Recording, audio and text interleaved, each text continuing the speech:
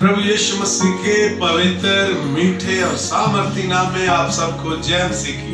Praise the Lord to all in the holy name of Jesus.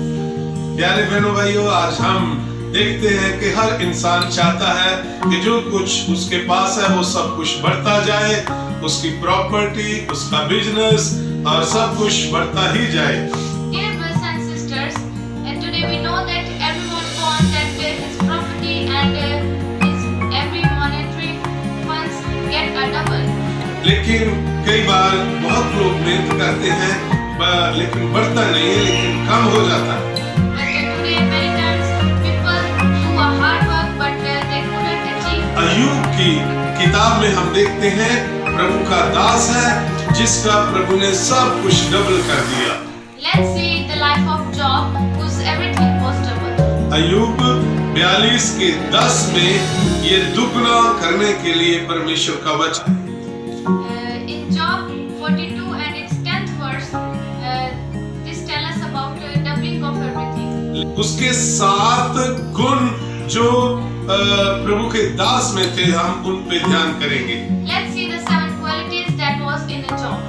अय्यूब के पहले अध्याय के पहले वचन में ही 4 उसके गुणों का जिक्र आता है। In book of Job, it's chapter 1 and its first verse, we can see this 4 qualities of Job.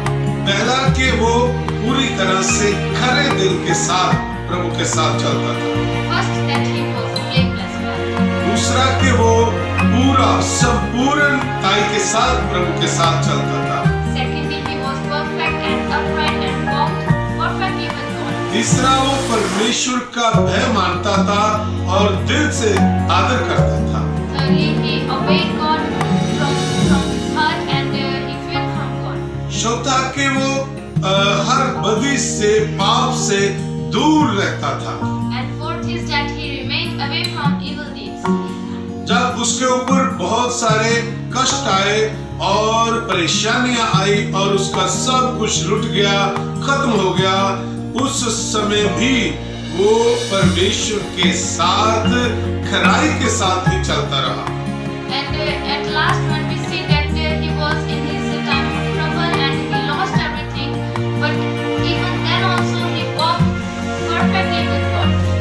एक अध्याय के लास्ट वचन में हम 2 और इसके गुण देखते हैं।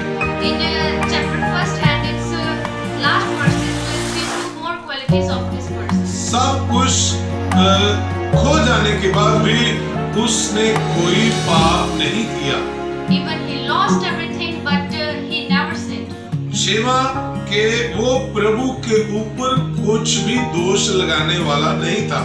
And sixth quality is that he never spoke against God. आज हम देखते हैं कि बहुत सारे लोग हैं, उनकी अपनी गलती से नुकसान हो जाए तो भी वो दोष परमेश्वर पर लगाते हैं। Today we can see that if people suffer from any bad situation, they spoke against God. पर अय्यूब ऐसा नहीं था। But Ayub was not like that. तो इन क्वालिटीज, ऐसे गुणों के साथ वो परमेश्वर के साथ चलता था। इसीलिए परमेश्वर ने जब उसने कष्टों को उठाया तो उसके बाद उसने सब कुछ डबल करके वापस कर दिया। So with these qualities, he was able to get a double blessing from God, and then God gave him everything by making things double. आज जो प्रभु के लोग कठिनाइयों में भी परमेश्वर के साथ ऐसे चलेंगे तो यकीनन वो पक्षपात नहीं करेगा और आप सबको भी डबल से डबल बरकत देगा। So in today's time of trouble, if people walk with a full obedience with God, and so He will give them double blessings without any partiality. ऐसे शारीरिक और सांसारिक आशीषों को भी वो डबल करता है और साथ साथ आत्मिक बरकतों को भी, अभिषेक को, वरदानों को भी वो बढ़ाने वाला परमेश्वर है। He don't only bless people externally but internally also. दूसरा राजा उसका 2 अध्याय में हम देखते हैं अलीशा को परमेश्वर ने एलिया से दुगना मसा दे दिया। Let's see that अलीशा ने अपने अगुए प्रभु के दास एलिया की पूरे दिल से सेवा की, उसकी आज्ञाकारी की और अपने अगुए का मन उसके ऊपर सदा प्रसन्न था, खुश था, इसीलिए परमेश्वर ने उसको डबल अभिषेक दे दिया।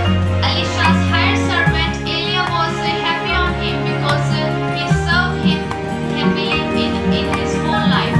So he blessed him. आज जो कलीसिया या जो शागिर्द हैं अपने अगुए के साथ ऐसे ही वफादारी और दिल की खुशी से उनकी सेवा करेंगे, उनकी आज्ञाकारी करेंगे, तो यकीनन वो परमेश्वर आप सबको भी डबल अभिषेक और आत्मिक वरदानों से ब्लेस करेंगे।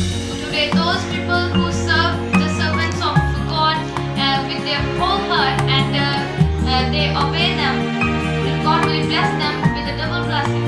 हमारा प्रभु यीशु मसीह मत्ती 19:29 में 100 गुना देने के लिए प्रॉमिस करते हैं।